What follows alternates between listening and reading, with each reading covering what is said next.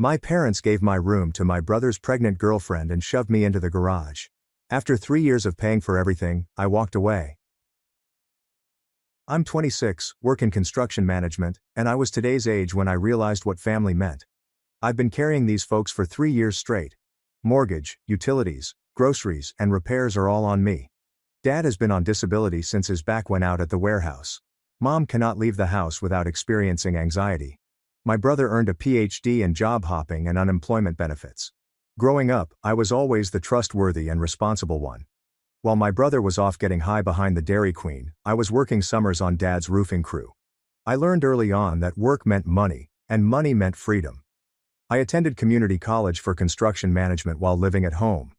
We saved every dime, had a standard plan. Graduate, find a nice job, move out, and start my life. Then life occurred. Dad's injury happened just as I was ready to sign a lease on my own place. Had the deposit saved. The first month's rent is ready and the boxes are packed. A single phone call altered everything. Dad is crying on the phone. They cried because they were about to lose their home. Mom was having severe panic episodes and was unable to function. My brother is nowhere to be found, probably passed out on a friend's couch. So I unpacked those things, used my apartment money to pay their mortgage, and told myself it was only temporary, until Dad got back on his feet, Mom stabilized, and my brother grew the hell up. 3 years later, we're still waiting. Anyway, the other night, I was eating dodgy Chinese takeout when my mother called. She only calls after someone has died or when she needs something. Nobody had died. Your brother is coming home with his girlfriend. She said she was pregnant. I'm stirring my lo mein and waiting for the catch. They will need the bedroom. You can have the garage for a time. Not asking but telling. The garage where regular people keep lawnmowers and Christmas decorations. Concrete flooring, one electrical outlet, and whatever weather decides to blow through the cracks. How long? I asked. Isn't it just temporary? Everything has been temporary for 3 years. Except for the bills I've been paying every month. Dad's disability checks, Mom's incapacity to work, and my brother's breaks between being fired from dead-end jobs have all been temporary. I answered, all right, and hung up because what else could I say? Start a disagreement and argue with Mom about fairness. That isn't how our family operates. My brother has always been the golden child. The one who is rescued, accommodated, and pardoned. Years ago I realized that pushing back only gets you characterized as the tough one, the selfish one, the one who doesn't understand family loyalty. So I said, okay, and began performing math. 4 adults are about to live on what I supply while I relocate to a concrete box with a space heater. The truth is, following what happened to Dad, I took over everything. The entire house runs on my wages, while they live rent-free. What made matters worse was that I was brilliant at it. Too good. They made it look easy. Mortgage payments are always on time. Fridge is always supplied. Utilities never go off. They had forgotten what struggle was like because I had absorbed it all. Became a human shock absorber after every financial setback. Now I'm about to lose my bedroom because my brother can't figure out birth control. 26 years old, decent income, going to sleep in a garage because family planning appears to imply planning to be someone else's issue. That night, I sat in my room, which would soon become theirs, and took a good look around. The furniture I purchased, the computer set up for work, and bathroom renovations I completed on weekends are all about to become the property of my unemployed brother and whatever her name is. I started calling her Princess in my head. Never bothered to learn her real name. So I started looking at apartments online. I told myself I was just browsing. But something had shifted. It wasn't about the bedroom anymore. This was almost 3 years of being viewed as a resource, rather than a person. They arrived in the afternoon. My brother arrives with Princess, their entire life packed into 2 rubbish bags. Dude doesn't own proper luggage, but he believes he's prepared for parenting. She's probably 22. Has that entitled expression young ladies acquire when they believe motherhood makes them unique. Before she even unpacks, she is already discussing nursery colors and baby names. She goes in, already calculating where she will store her belongings in my room. Starts measuring walls with her phone and discussing where the crib will go. My brother settles down on the couch, telling about how grateful they are. As if simply showing up is a significant accomplishment. The princess, standing in my bedroom doorway, exclaims, "This is perfect. The natural light is ideal for the newborn. My natural lighting in my bedroom for their newborn." I didn't speak to them. I just gathered my essentials and headed to the garage. I left everything else in the room save my gaming equipment. Let them believe they've hit the jackpot. They'd soon find out how much stuff costs when it can't be maintained. The garage was precisely what you would expect. Concrete floor, no insulation, and a single outlet that very likely violates building rules. An ancient couch that most likely hosts its own ecosystem.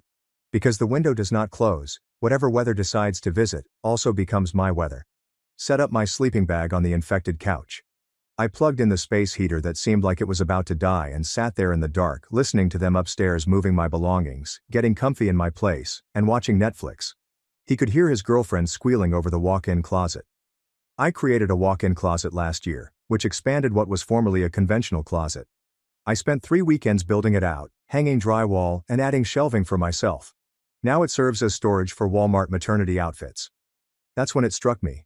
This was not a momentary situation for them. They'd found their new mark. Their next way to evade real life. And I had been enabling it for 3 years. Hell no.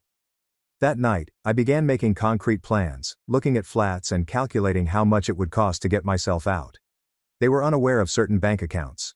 Automatic payment. I could stop utilities under my name and have them disappear. Week 1 was subtle. They were still on a high from their new arrangement. I didn't detect the changes. I stopped being helpful. When you've been everyone's go-to problem solver for 3 years, that's very radical. Monday morning, Princess approaches me as she heads to work. The coffee machine is not operating properly.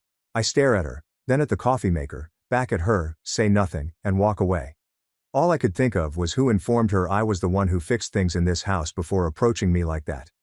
I used to be. I'd spend 10 minutes identifying the problem, cleaning the mineral deposits, and teaching how to care for it. But not anymore. She can figure out why the water tastes like instant coffee and drink it. Not my problem. Tuesday, Mom complains that the kitchen faucet is dripping. I'm reading the news on my phone at the table. She repeats it louder, believing I didn't hear. I did. I don't care anymore. That faucet has been dripping for 2 weeks. It used to drive me insane, so I fixed it right away. Install new washers and tighten the packing nut. Done in 5 minutes. I don't mind if it drips until the basement floods. That day, I spent my lunch break searching for flats online. Everything excellent was well out of my price range when I was supporting 4 people. Studio flats were renting for what I thought was a decent price back when I only had to worry about myself. It made me understand how deep in the hole I was. I returned home and discovered my brother's automobile, held together by rust and prayer, starting to produce grinding noises in the driveway. He stands there, hood up, staring at the engine, waiting for divine intervention. Do you have any idea what the sound is? Expensive, I said. He laughs, expecting for me to come diagnose and repair it for free. That is how it has always worked. His automobile breaks down. He'd invite me to spend my Saturday under the hood with my tools, resolving his issues. Now he doesn't even need to call. I'm right here. I move past him into the garage, leaving him standing there and waiting. Friday was the crown treasure. The washing machine died in the middle of its cycle. I just quit. Water sat there and clothing floated. Princess tries again, finds me in the garage doing push-ups because what else can you do in a concrete box? The washer is broken. Yes, it is full of water and clothing. That sounds right. Can you? Nope. She stares at me, waiting for the traditional script in which I get up, get tools, and spend my Friday night repairing their problems. Probably a faulty pump or a clogged drain line. The part costs $40 and requires 2 hours of work. That guy has died. I killed him personally. What should we do? She asked. I knew my mother had told her to ask me. Adult things. Figure it out, I said. They ended up calling a repairman, who charged them $200 to install the same item that I would have installed for free. The princess complained about the expense while sitting in my room chair wearing my old bedroom slippers. Week 2, the house begins to show signs of serious neglect. It's amazing how quickly things fall apart once you stop maintaining them. The leaky faucet turns into a stream. The toilet runs continuously. That water bill is going to be enjoyable. The space heater in the garage goes completely, leaving me with only my sleeping bag and whatever warmth anger gives. My brother observed the shift. He tried to bond over coffee one night. His treat, which he describes as a cappuccino, compensates for snatching my bedroom. We settle on the back porch, and he tries to strike up a discussion about work, sports, or anything else normal. What's been going on with you lately? He asked. No deal. You appear different. I am precisely the same. Just not your maintenance man. Come on, guy, we are family. Family? That's what people say when they want anything for free, I replied bluntly. knowing full well that he won't be offended since he's not self-aware or gets quiet while processing it. I know you've been helping us. Helping out? I laugh. That is what you call it. Helping out, like periodically chipping in $20 for pizza. Do you understand what I mean? I understand exactly what you mean. You mean I've been paying for your entire existence while you've done nothing, and that's simply helping out. We drink quietly till he gives up and goes back inside. Return to my room. Returning to his pregnant lover and his rent-free lifestyle. Week 3 is when things become interesting. The water heater begins producing horror movie sounds. Mom cornered me in the kitchen on Saturday morning. The hot water is not working. I pour coffee. Say nothing. Have you heard me? She said, yep. Are you going to look into it? Nope. Why not? Because I'm not a superhero. I am a tenant. A garage tenant. She seemed to be hurt as she discussed how we are all struggling here. You are struggling. I'm now living in a garage. Sediment has probably accumulated in the water heater. Flushing is required, as is possibly a replacement heating element. A $100 job if you know what you're doing. But I'm done knowing what I'm doing to solve other people's problems. Dad takes the manly approach that night. Catch me on my way back from the gym. Yes, I joined the gym. I needed a place to shower with true hot water. We need to talk, son. Okay, you are evolving. I know it's stressful, but your brother requires assistance. We are family. I've been helping for 3 years. Mortgage, utilities, groceries, repairs. Everything. This is different, he explained. You're correct. This is my stop. You cannot just stop. Pay attention to me. I walked away. He wanted to protest. But what would he say? That I am obligated to support their life while sleeping in a garage. That it is acceptable for one person to carry 4 adults indefinitely. He knows he has nothing. The house felt strange. There is tension everywhere except in the garage. My concrete palace is quiet. Cold as hell but calm. At the very least, no one asks me anything out here. Nobody expects miracles. No one interprets my quiet as cooperation to resolve their latest dilemma. Upstairs they are realizing what they have lost. Things are breaking without their free maintenance person. Bills are coming due without an automatic payment mechanism. 4 adults attempting to survive on 2 disability checks and any extra coin my brother earns between jobs. I knew they were spinning because I overheard my mother and brother talking in the kitchen. Their voices carry down here since this room is insulated like a cardboard box. My brother says he's been acting strangely recently.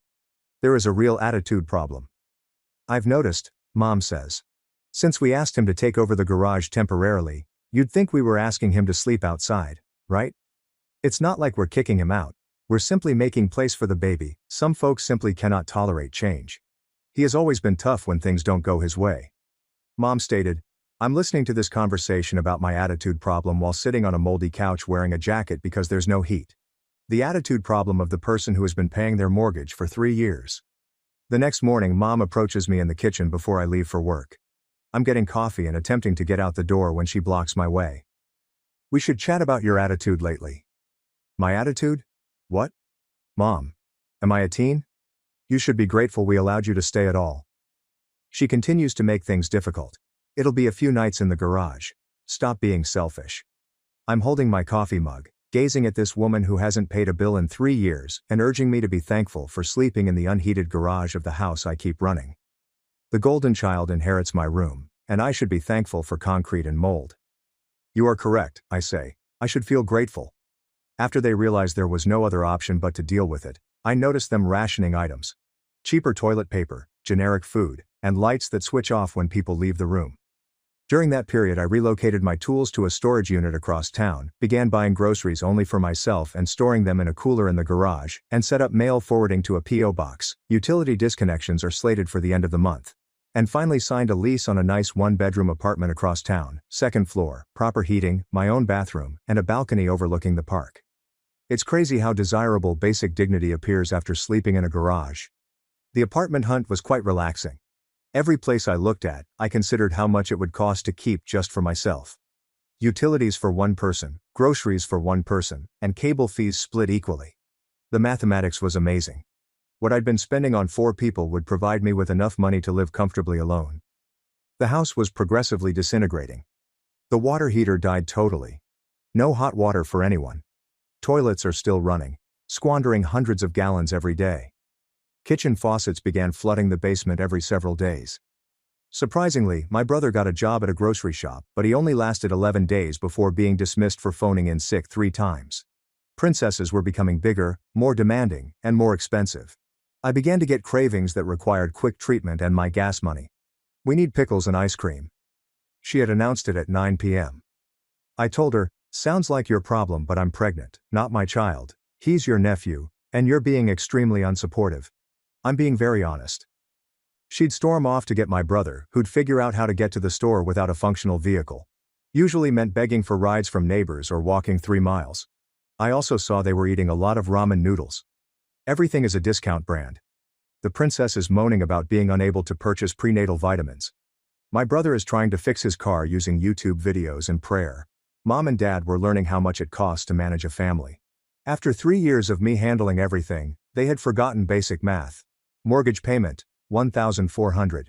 Another 300 people lack access to basic services. They cannot afford groceries for 4 adults. Forget it. And I was having a good time. Not gonna lie. I couldn't keep that smirk off my face. Then Dad sought to hold a finance discussion one evening. We called it a family talk about shared duties. Set up at the kitchen table with a notepad and calculator. "We need to discuss expenses." He started. "We do. I suggested that everyone give something. I've been contributing for 3 years. But with the baby on the way." "Not my baby." I said that for the millionth time. "That is not the point." "Then what's the point?" He scrambled with his notepad, searching for words that would make this my problem again. "We are family. We should aid one another. I did assist. I paid for everything, while you lived for free. Now I'm finished.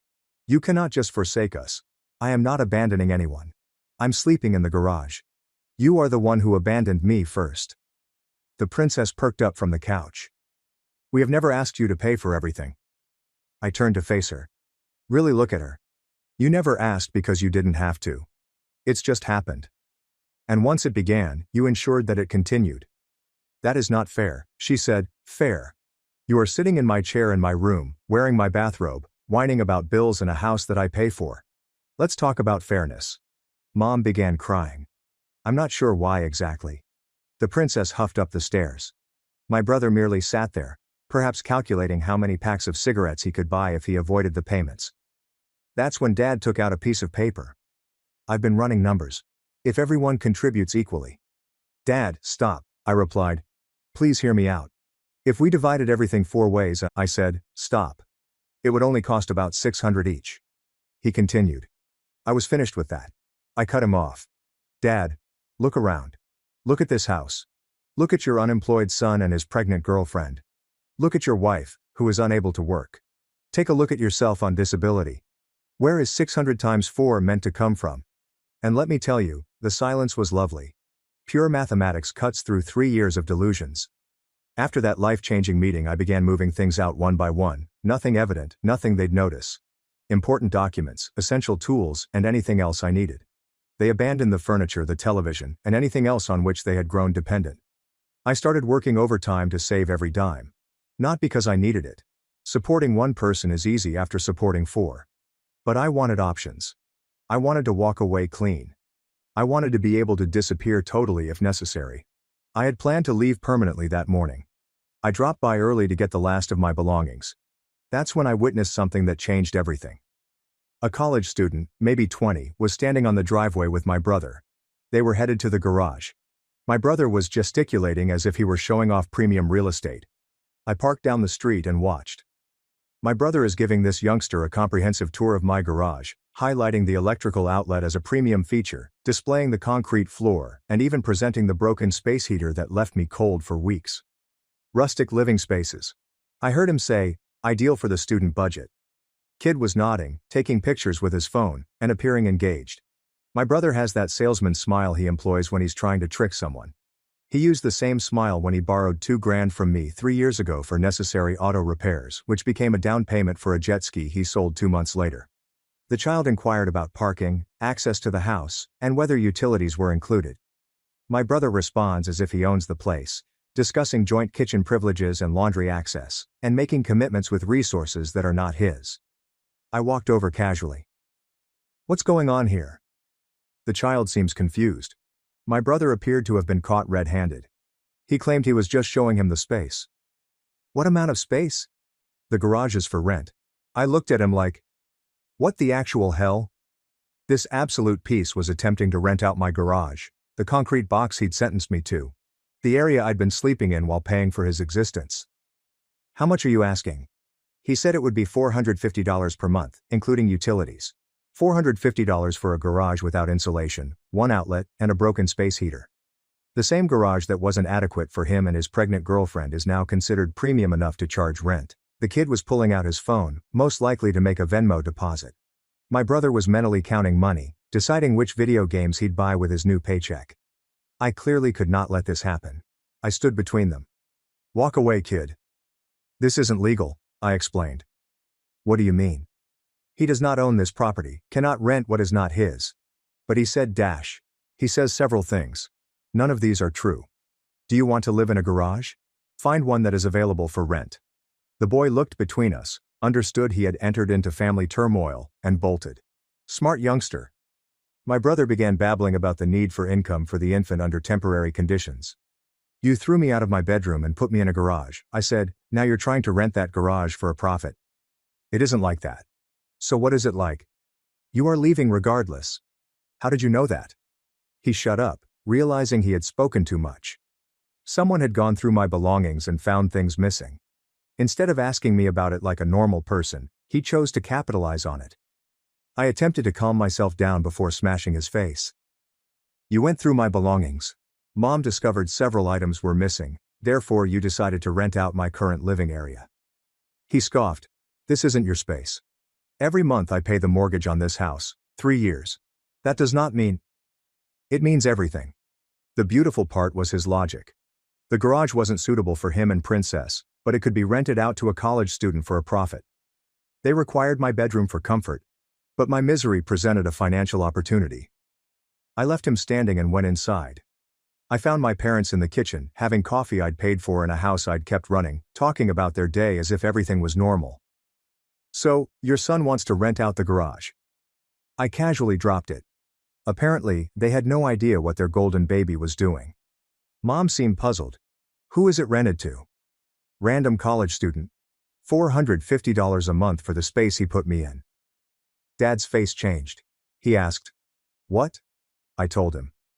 The same concrete box that wasn't good enough for his pregnant girlfriend is suddenly premium real estate when there's money involved. The truth struck them hard.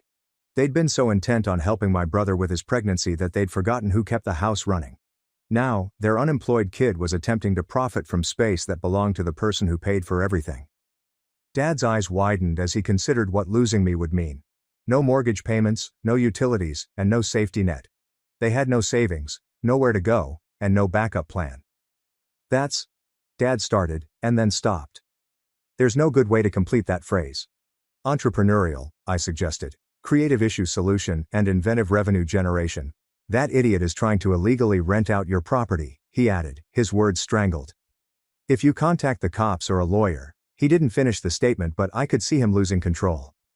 After 3 years of letting me transport them, his unemployed son was deliberately committing fraud, which may land them all in legal problems while also destroying the one person keeping them off the streets.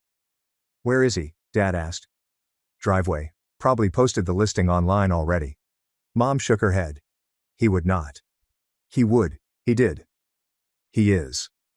Dad stood up, and for the first time in months I saw genuine rage on his face. Not at me, the circumstances, or my brother, but at himself for allowing things to get this far. This is your house. You pay for it. We have been ... He trailed off, trying for words that didn't seem too parasitic. Taking advantage. The phrase you're looking for is, taking advantage, I explained. Mom began crying again. However, these were not manipulative tears. These were tears of awareness. The kind that occurs when you see yourself clearly and dislike the view.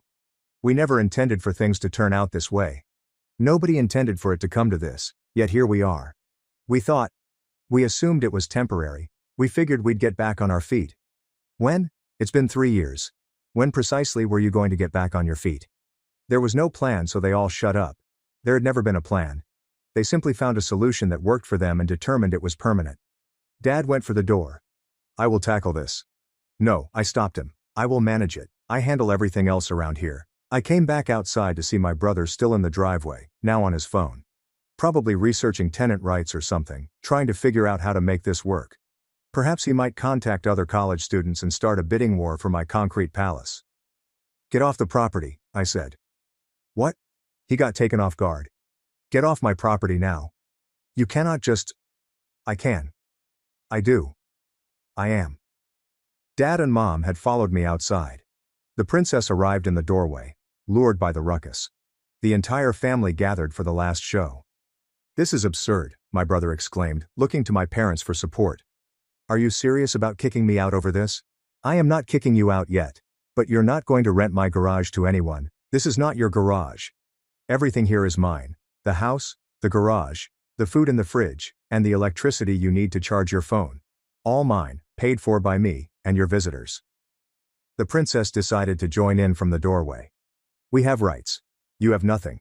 No lease, rental agreement, or rights. You are here because I allowed it. You cannot evict a pregnant woman. Her voice crackled. I am not evicting anyone. I am prohibiting your partner from illegally subletting space that he does not own. Dad eventually spoke up. She's correct about the ownership. This is his house. My brother seemed betrayed. Are you on his side? He shouted at my father. There are no sides, there are just facts. He pays for everything. We don't contribute anything. Now you're attempting to profit from his generosity. It isn't like that. Then describe it. Explain how renting out my sleeping place for profit while I pay for your life is not the same thing. My brother began stammering about duty, contributing to household expenses, and attempting to help. All he saw was an opportunity to profit from my pain and seized it. Here's what actually happened, I explained. You learned that I was going. Instead of asking why or attempting to resolve the situation, you chose to monetize my replacement. Rent out your garage to someone else. Keep the money. Continue living for free. That is not. I cut him off. That's right. You plan to collect rent from a college student while not paying anything to actual expenses. The garage generates revenue, but the mortgage is still paid by magic. Silence. Even the princess had nothing to say. I watched them all stand there, despairing. No management skills, no brain cells. I suggested 3 possibilities. Are you ready? Everyone nodded. Option 1. Do you want to stay? Fine. Market rate, rent, utilities, and groceries are all split equally. Each month. We cannot afford. Option 2. 60 days to locate alternative arrangements. I'll even cover the cost of moving. It'll be a clean break, with no hard feelings. 60 days is not enough. The girlfriend attempted to argue. I shut her off. Option 3. I depart tonight. Stop paying your mortgage. Stop paying the utilities. You figure it out. The house will fall into foreclosure in 3 months. You'll all be on the street by Christmas. The math was sinking in. 4-way split on a $1,400 mortgage, including utilities and food. They'd require around $600 each month. Adults who work can make it happen. Impossible given their current circumstances. Could we think about it? Mom asked. You can think for 60 seconds. I have someplace to be. Dad stared at Mom. Mom gazed at my brother. My brother stared at the princess. Princess peered at her phone, possibly calculating the cost of apartments in their pricing range. Mom eventually mentioned the 60-day period. We'll take the 60 days. Good decision, I remarked. My brother was not done. Still maintained the entrepreneurial spirit. We are family. Family? You put your pregnant girlfriend into my bedroom, locked me in a garage, and then attempted to rent the garage for profit. That is not family. He literally said, that is a slumlord. And I am not joking. I tried to help with bills by pocketing rent money. How does that serve anyone other than you? The princess pulled his arm from the doorway. Let's simply go. But I wasn't done.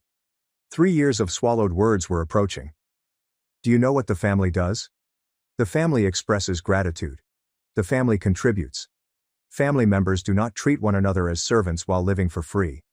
We are grateful. No, you do not. You expected it. You felt entitled to it. You became so accustomed to my paying for everything that you forgot it wasn't normal. Dad stepped forward. He's correct. We forgot. I forgot. 3 years of having you hold us as we. He shrugged. But I was injured 3 years ago. What is your excuse now? That silenced him. Mom was sobbing. My brother appeared to be about to strike something, but he was aware that I would strike back even harder. The princess was probably planning which parent to move in with next. I repeated it for 60 days. Starting tomorrow, I'll pay the bills once more. After that, you are on your own. Where shall we go? Mom asked. That's the beauty of being an adult. You gotta figure it out. I walked back to my pickup. We're done with the conversation. We're done with the drama. I am done being their solution. But my brother had one more shot. You're going to regret this. When the baby arrives and we require assistance, you will regret burning this bridge. I turned around for the last time. I did not burn anything. I just quit being the bridge. And that was all. 2 months later, I am writing this from my actual residence. The second floor flat has genuine heat. I have my own bathroom, bedroom with a lockable door, balcony overlooking the park where I have coffee every morning without being asked to repair anything. The pleasure of minimal solitude feels different after sleeping in a garage. The family discovered a site, a 2-bedroom duplex across town. Rent is approximately $900 split 4 ways. It's manageable when everyone helps. My brother is working evenings at a warehouse. The same kind of job Dad had before his back gave up. It turns out he can retain a job when his life depends on it. Funny how motivation works. The princess had the baby. Healthy child. 10 fingers and 10 toes.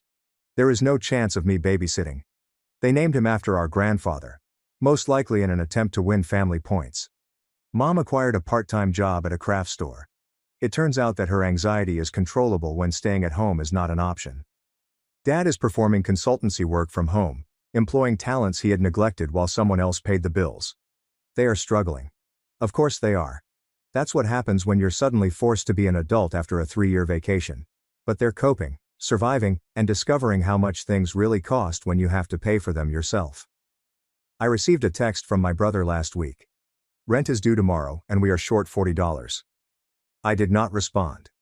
Not my concern anymore. Mom calls on a monthly basis to provide updates that I do not request. How the infant is doing, what new phrases he's learning, and how they're handling their finances. She always seems shocked that they are making it work. Like paying their own way was an unthinkable concept. Dad occasionally texts with home repair questions. Random things. Leaky faucet, noisy door, and furnace producing noises. I respond occasionally when I'm feeling generous. I usually just email YouTube links. The house was sold. I couldn't afford it myself. I didn't want to anyway. Too many memories of being treated like an ATM with a tool belt. The bank took their cut. The realtor received theirs. We divided what was left. It wasn't much after the mortgage and fees, but it was the end. I used some of that money to buy my motorcycle. I used the remaining to decorate my place precisely the way I wanted it. There are no compromises, no group decisions, and no consideration for anyone else's needs. Pure selfishness felt amazing after 3 years of pure selflessness. My brother attempted reconciliation last month, showing up at my flat with takeout and an apology. I welcomed him in, grabbed some plates, and listened to his lecture on family, mistakes, and second chances. He said that he finally understood what they had done to me, and how they treated me. I told him he understood that he needed to work right now, which was different from genuinely grasping it. His apologies were noted and acknowledged, but comprehension comes through experience rather than necessity. He commented about how difficult it had been to adjust to actual responsibility, such as paying bills, budgeting, and deciding between wants and needs, all of which I had handled for them while they were living in Fantasyland. He inquired whether we were finished, if there was no more family, and whether he needed an uncle for his youngster. I explained that we were still a family. But family did not mean what he imagined it did. It did not imply that one person carries everyone else. It means that everyone bears their own weight and assists when someone stumbles. They had not stumbled. They'd sat down and expected me to carry them indefinitely. He completed his meal in solitude. When he went, he shook my hand. Adults do that. Equals do it. Last week I received a text from Dad. Fixed the kitchen sink myself today, watched 3 YouTube videos, took 4 hours, but I did it. I did not answer, but I did save the message. Progress is progress, even if it comes 3 years later. And I'm enjoying the life I should have had 3 years ago. I have my own room, regulations, and money. No one is treating my paycheck as shared property. The apartment is quiet most nights. I come home from work, eat what I want, watch what I want, and sleep when I'm weary. Simple things might feel revolutionary after being everyone else's solution for years. My brother now texts just on occasion. Updates on the baby, work anecdotes, random stuff, and typical brother things. He's not asking for money, favors, or someone to solve his problems. Just conversing. It is progress. Last month I drove by their duplex. I saw my brother in the yard with the infant. Dad is working on their front steps. Mom hung laundry on a line. A typical family going about its daily routine. No one is waiting for someone else to fix their problems. They don't need me anymore. That's exactly how things should be. The garage is presently empty. The house belongs to strangers. The family is scattered yet functional. And I am free.